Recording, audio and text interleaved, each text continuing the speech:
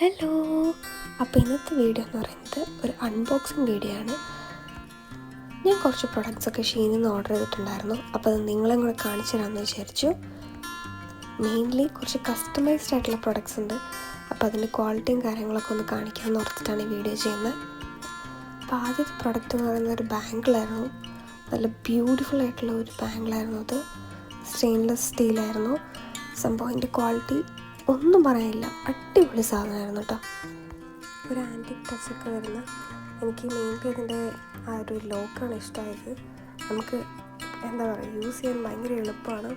അടിപൊളി പ്രൊഡക്റ്റാണ് കേട്ടോ, ഒന്നും പറയാനില്ല. എനിക്കത് നല്ലോണം ഇഷ്ടമായി. അതുപോലെ ഞാൻ 2 ഓർഡർ ചെയ്തു.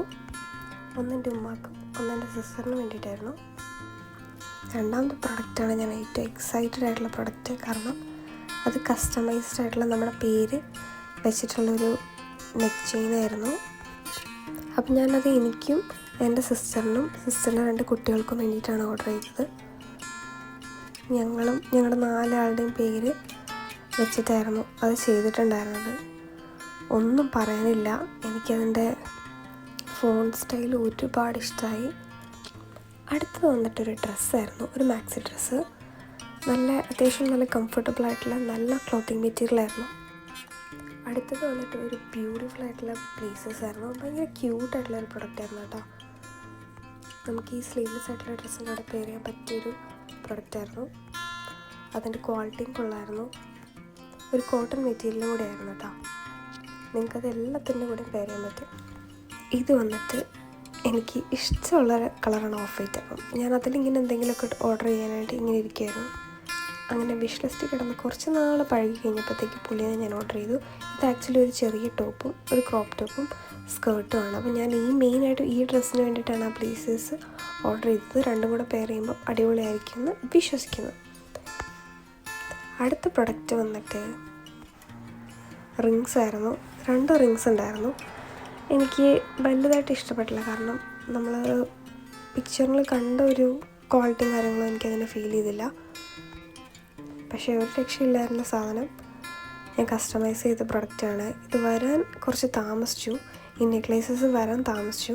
ഞാൻ എൻ്റെ ഫുൾ നെയിം എഴുതിയിട്ടുണ്ടായില്ല, എൻ്റെ നിക്ക് നെയിമാണ് ഞാൻ അതിൽ മെൻഷൻ ചെയ്തിരുന്നത്. അടുത്തത് വന്നിട്ടൊരു ചെറിയ സ്റ്റോളായിരുന്നു. ഒരു കുർത്തിക്ക് വേണ്ടിയിട്ട് ഞാനിങ്ങനെ നോക്കി വെച്ചൊരു കളറ്. അതും അത്യാവശ്യം ക്വാളിറ്റിയുള്ള ഒരു നല്ല ഷോളായിരുന്നു. വലിയ എന്താ പറയുക, ഒരുപാട് ലെങ്തി അല്ലാത്ത നോർമലുള്ളൊരു ഷോള് എനിക്കിഷ്ടമായിരുന്നു.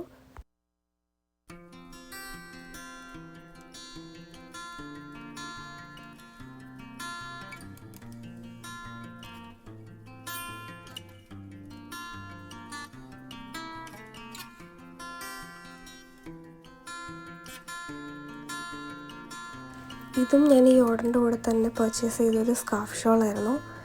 ഈ സ്ലീവ്ലെസ് ആയിട്ടുള്ള ഡ്രസ്സിൻ്റെ കൂടെ പെയർ ചെയ്ത് നോക്കിയപ്പോൾ എനിക്ക് ഇഷ്ടപ്പെട്ടു. ഞാൻ ആക്ച്വലി രണ്ടും ഒന്ന് ട്രൈ ചെയ്യാമെന്ന് വിചാരിച്ചിട്ടാണ് ഓർഡർ ചെയ്തത്.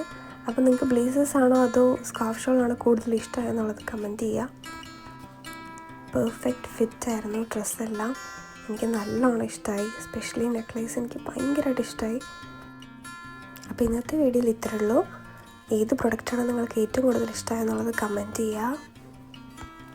അപ്പോൾ വീഡിയോ ഇഷ്ടമായിട്ടുണ്ടെങ്കിൽ ലൈക്ക്, ഷെയർ ആൻഡ് സബ്സ്ക്രൈബ് ചെയ്യാൻ മറക്കണ്ട. അപ്പോൾ അടുത്ത വീഡിയോയിൽ വീണ്ടും കാണുന്നവരെ ബൈ.